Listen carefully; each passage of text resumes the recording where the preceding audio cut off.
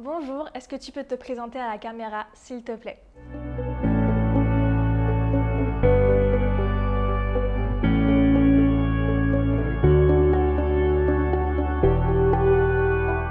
Bonjour, donc je m'appelle Laura, j'ai 24 ans, j'ai vécu et grandi en Martinique. Actuellement, je vis en France pour mes études dans une école de cinéma et peut-être qu'après je vais revenir vivre ici, je ne sais pas. D'accord. Alors Laura, tu viens parce que tu as écrit un livre il y a quelques temps de cela. Donc ton livre parle du harcèlement sexuel que tu as vécu. Est-ce que tu peux nous expliquer en quoi cela a consisté pour toi? En quoi ça a consisté? En fait, ça a commencé à mes 13 ans. Quand j'ai réussi à en parler, j'allais sur mes 20 ans. Donc au début, j'en avais parlé à ma meilleure amie. Elle a parlé à la personne en question et du fait qu'elle continuait, donc j'ai plus rien dit à personne.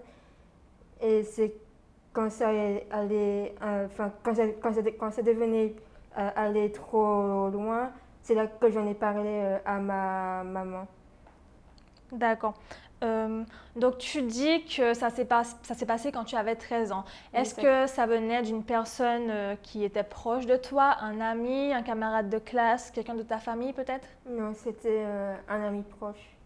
D'accord. Il avait ton âge? Non, c'est un adulte. D'accord. Donc, euh, cette relation entre une enfant, tu es mineur à cette époque, et un adulte, est-ce que pour toi, au début, ça paraît normal? Est-ce que au début, tu te méfies?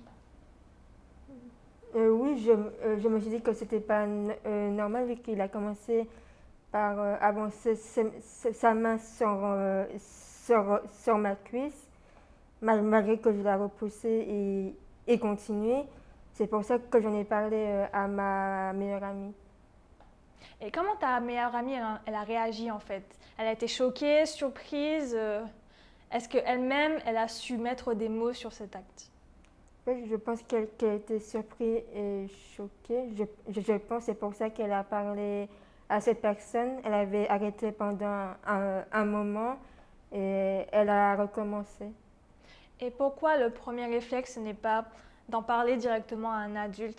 Je sais que c'est compliqué, mais les parents sont là pour ça. Pourquoi ça n'a pas été ton premier réflexe? Parce que j'avais pas envie de la déranger avec mes problèmes, vu que elle avait aussi ses problèmes et parce que aussi c'était un ami proche. Un ami proche de tes parents, du coup. Oui. D'accord.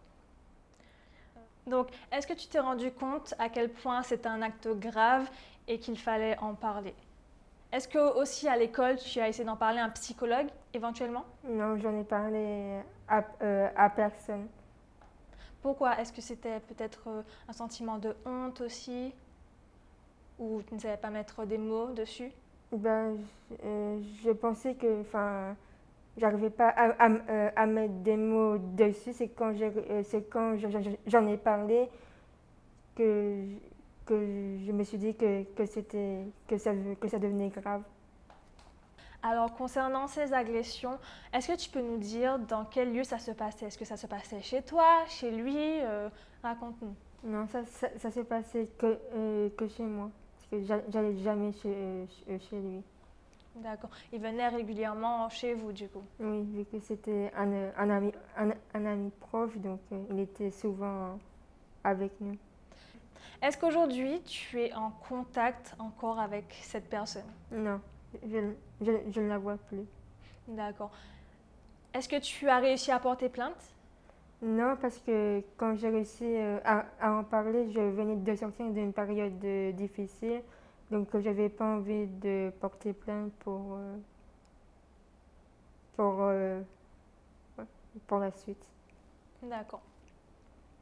Donc, aujourd'hui, si tu le recroises par hasard dans la rue, quelle sera, selon toi, ta réaction? Je ne sais pas, je ne me suis pas posé la question, mais j'éviterai, je pense que je vais changer de trottoir. Mhm. Est-ce que tu arrives à extérioriser tout ce que tu as subi? Est-ce que tu fais peut-être de la méditation? Raconte-nous en fait, qu'est-ce que tu fais pour ça?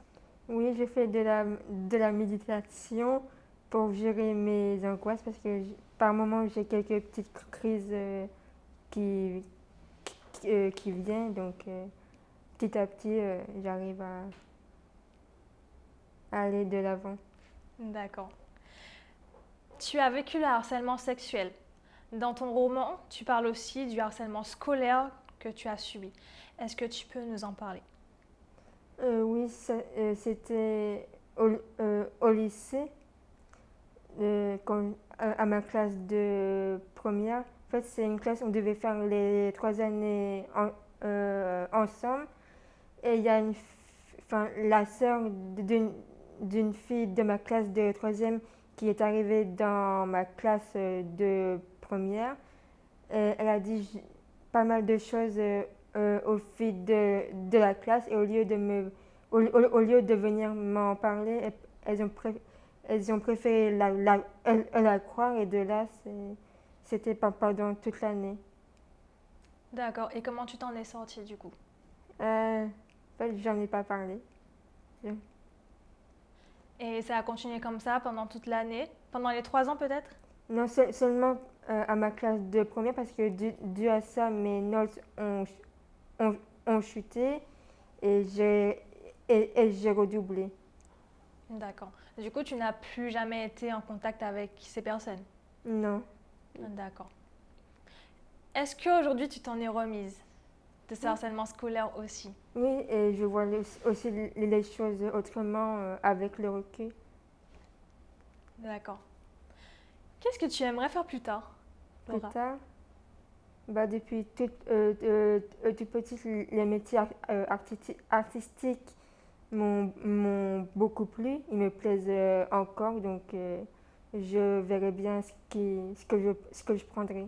Peut-être un deuxième roman? Peut-être. Le fait de ne pas avoir porté plainte contre cette personne, est-ce que tu n'as pas peur qu'il fasse la même chose à une autre petite fille? Oui, j'ai peur, mais C'est difficile comme question, je sais.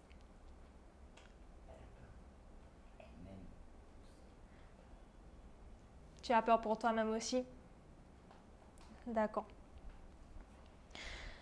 Est-ce qu'après tout ça, tu vas réussir à refaire confiance aux hommes, à avoir même une relation amoureuse en fait? oui, je vais y arriver.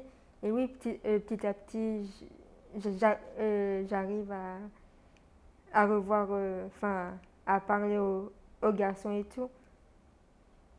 Je me prépare psychologiquement pour que ça se passe bien. D'accord. Qu'est-ce qu'on peut te souhaiter pour l'avenir du coup? De la réussite et d'aller de l'avant.